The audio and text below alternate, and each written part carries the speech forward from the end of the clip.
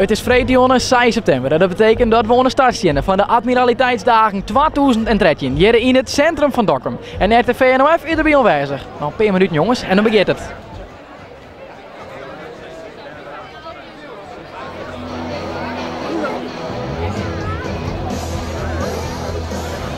Beste mensen, Dokkumers inwoners van onze mooie gemeente Dongeradeel en alle gasten die hier vanavond aanwezig zijn. Hartelijk welkom bij de derde editie van de Admiraliteitsdagen. In 3 jaar tijd is het festijnenfeest uitgegroeid tot een fantastisch evenement.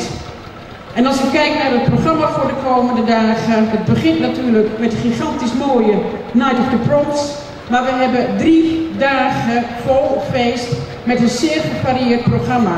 Dat hebt u allemaal kunnen lezen in fantastische bijlagen bij de regionale dagbladen en allerlei publicaties op de websites. Dus u weet wat u te wachten staat. Maar we beginnen vanavond met een mooi feest. We gaan los met dit prachtige feest. Heel veel plezier. Ik hoop dat het een heel mooi weekend wordt.